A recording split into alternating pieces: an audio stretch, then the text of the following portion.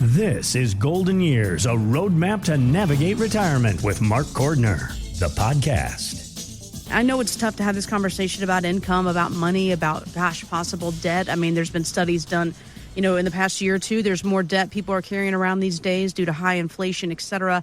A lot of people now, even some friends of mine, are saying, I can't even afford to, contribute to my 401k or my IRA because instead of doing that, I'm using that money to pay off this American Express bill. And my first thing to them is, guys, you got to continue to contribute to your retirement because you're not going to be able to make up for this lost time. Hopefully that was accurate information. What do you think? Well, time is your best friend because when you think of a snowball going down a hill, the longer the runway, the larger that snowball, amasses to by the end. So the earlier we start, the better. But at the same time, all we can do is what we can do. So I never want people to leave with a guilt trip of feeling like, I haven't done enough. We can only look forward. A lot of people tell you, you've got to have some magic number. You've got to have a certain amount saved. Or some financial planners will do all these elaborate illustrations for people that say, you need, 2, 3, 4 million or whatever to maintain your income.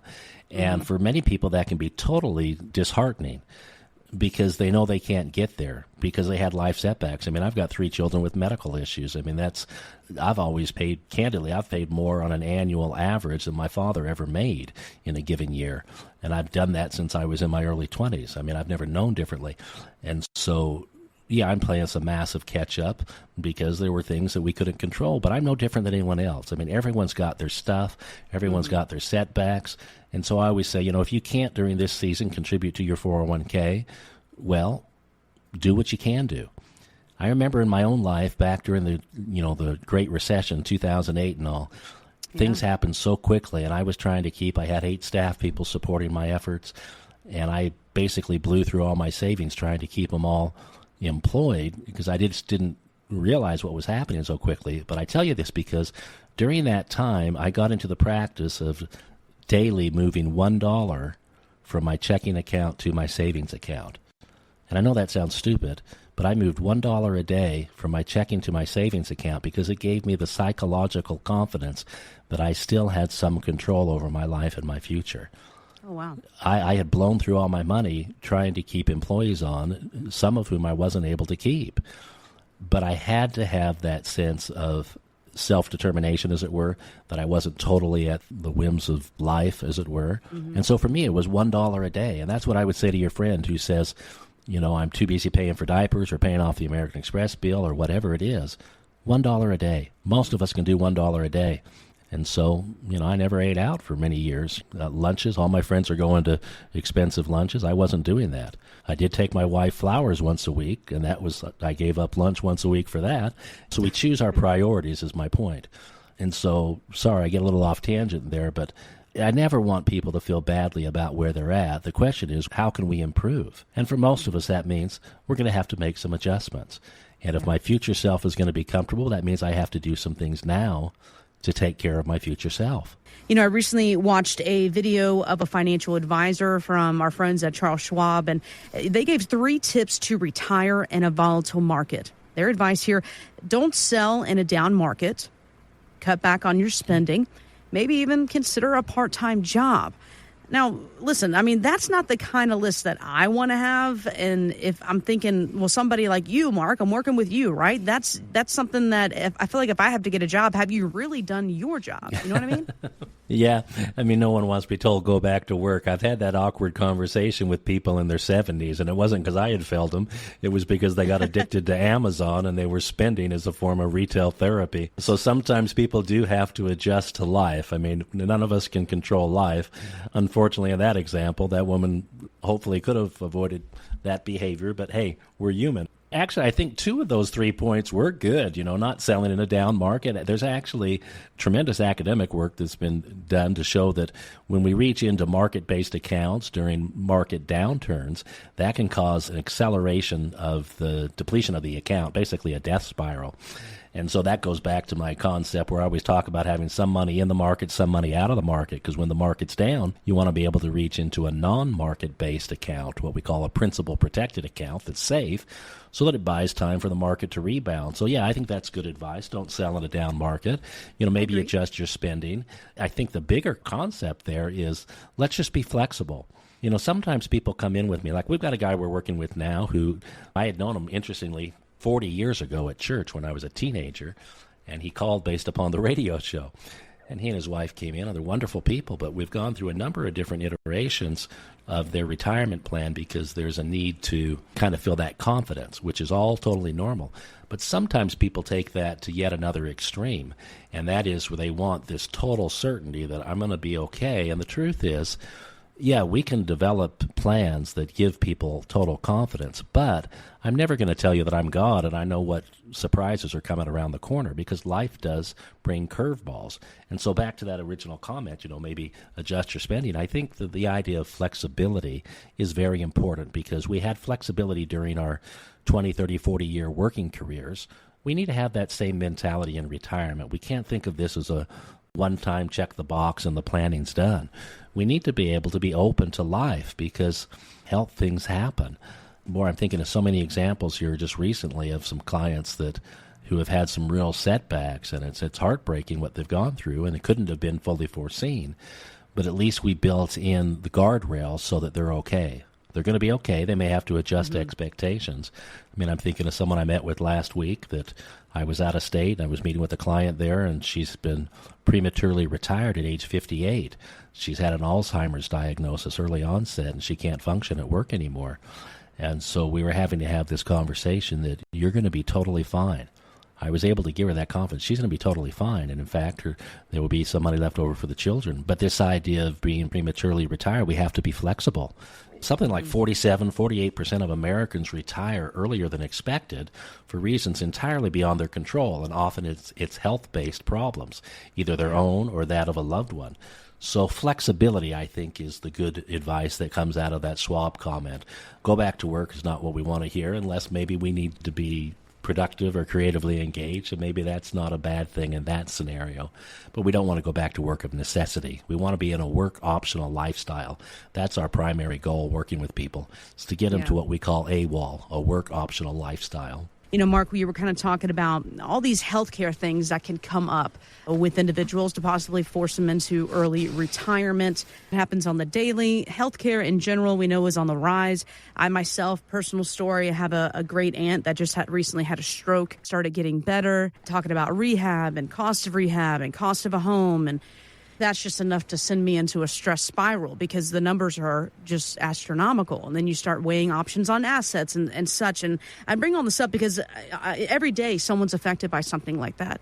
So you look at the cost of health care, you look at your savings. Did I prepare? Can I keep up? And then we hear things from President Trump. He just passed this big, beautiful bill that's going to have an impact on health care costs. How are you talking to individuals about this? I know there's more details, probably going to come out on the bill, but the bottom line, it is going to impact the cost of health care in a negative way, is what is projected. Well, yeah, some people are saying that. And I don't know enough yet about the details of the bill, but I can say that I have always talked about health care with my clients because I've lived it. And for those of us who have lived with family members who have had serious health problems, it's a real thing. And some people have never experienced it, and so they just don't understand until they've seen it close at hand. It's stunning to me. The statistics say something like 7% of financial advisors actually discussed long-term care. And long-term care is the number one time bomb that blows up people's retirement plans. It's the biggest unfunded financial problem in our country. It's far worse than COVID, because 3 out of 4 Americans are going to need hands-on assistance as they age due to frailty or illness of some type. So we have to talk about health care. The two biggest expenses in retirement are housing and health care. Housing is easily quantifiable. Health care is the unknown. And so I think it's total malpractice if that's not an ongoing part of the conversation. We have to integrate Medicare, for example. Sometimes there's military programs, TRICARE kind of programs that need to be integrated. Now, I'm not a specialist in military programs, by the way, but there's various programs that have to be integrated. So we have health care healthcare specialists on the team that can help me in my weak areas. But this absolutely has to be discussed because healthcare is the issue of the last chapter of our life, because we're all changing. Our bodies are changing, our minds are changing. We have to address these things. So it's a key part of the planning. And if you're talking to a financial advisor, that's something I would say if you're trying to interview, find the right advisor for you, I would say absolutely ask them about healthcare and what role it plays in their practice, because it is the time bomb that blows up people's retirement plans. According to the U.S. Census Bureau, over 10,000 baby boomers, they turn 65 every single day. All right. So that means they're making their decisions now about important things like Medicare and Social Security. This is Jill Schlesinger and Teresa Ghilarducci on CBS Mornings. There's been a 13% jump this year in people claiming retirement benefits early, despite permanently reduced payouts. Would that then argue that you should claim Social Security early? Because No, not yet. Okay. Not yet. Wait for the maximum benefit. Don't haircut yourself now, anticipating it will be cut later. All right, so many people are basing their decision of when to claim Social Security based on fear. A lot of that fear, we've talked about it, is Social Security going to be there? Is it going to be diminished? So I want to know, what should that decision really be based on? Well, I would say each person's individual circumstances, and so I hesitate a little bit with what she said there. It almost sounds like a one-size-fits-all rule. I would say definitely don't act out of fear, though, because those who are going to be most affected by the changes that absolutely will be coming in Social Security, who are currently under the age of 50. Now, yes, there's been talk about a reduction in benefits here in the next 7-8 years of about 25%. But I think Congress is going to finally, probably in the very last hour possible, deal with that. We have precedent from 1983 where they stepped into the breach, as it were, there last minute and fixed Social Security by delaying benefits and taxing benefits and all. So I would say don't act on fear, because fear doesn't do much productively. What we need to do is make our decisions based upon our personal circumstances. We need to look at our likelihood of longevity. We need to look at our marital status. We need to look at other income sources. Yes, this woman is correct that delaying benefits until age 70 often will have the highest payout, assuming that we live to age 95 or 100. But not all of us have that assurance that we're going to live that long. In fact, I'm pretty certain I won't personally, but that absolutely affects Social Security. I mean, I literally had this conversation last week with my wife where I talked to her about she will claim at age 62. I will claim at age 70. When I claim, she'll be able to upgrade to a spousal benefit. There's different things like this we can do. But so the bottom line is you need to meet with people like us who can help you, who have the training to help you with Social Security planning, because it cannot be a one-size-fits-all solution. We're absolutely here for you. We'll do a free Social Security analysis for people who will bring their Social Security reports to us. If you haven't done that, folks, go to www.ssa.gov. That's S as in Social Security Administration, SSA, Social Security Administration, ssa.gov, and you can pull up your report. And then come in my office, and my team members and I will do an analysis for you. That's at no cost, and we can help you choose when best to claim Social Security. But you have to do that with an integration of your other assets. So there needs to be an inventory of your assets, what can be converted into income, for example. There needs to be an inventory of your income sources, not only Social Security, but are there any pensions? Do we have assets, for example, like home equity that can be converted into a tax-free stream of income for life?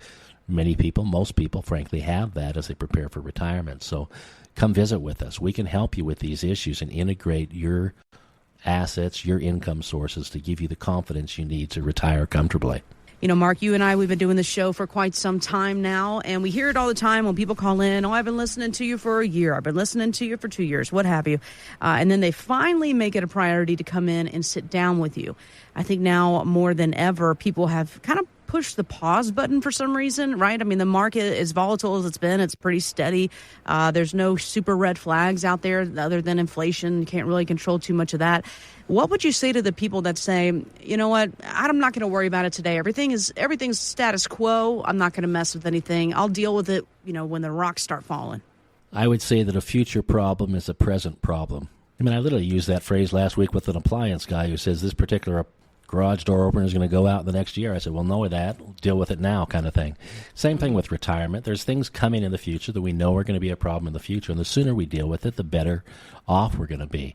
Because if you wait until the garage door malfunctions, well, then you're locked in the garage. You can't get out. You're stuck. And so I don't want my wife in that situation. So I paid. We got those things fixed. It's the same thing with retirement.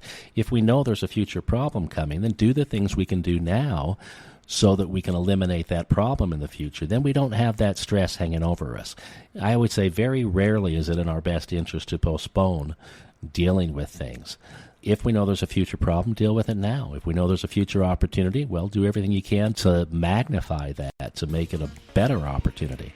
And that's why we invite people to come meet with us. The sooner you meet with a professional, the better off you're going to be, because we can give you perspective and show you how to leverage the assets you have for a much brighter future than you would have had without us. Investment advisory services offered through Golden Years Financial LLC, a registered investment advisory firm. Insurance is offered through Golden Years Insurance Services. These firms do not provide legal or tax advice. Consult your own legal and tax advisors before taking actions that may have tax implications. Investing in securities involves risk, including the potential loss of principal. Insurance contracts principal protection is based on the claim-paying ability of the respective insurer. None of the information contained on this website shall constitute an offer to sell or solicit to buy a security or insurance product. The information and opinions contained on this site or requested from this site are provided by third parties believed to be reliable, but accuracy and completeness cannot be guaranteed. They are provided for informational purposes only and are not a solicitation to buy or sell any of the products mentioned. Any media logos and or trademarks contained herein are the property of their respective owners, and no endorsement by those owners of Mark Cordner, Golden Years Financial, or Golden Years Insurance is stated or implied.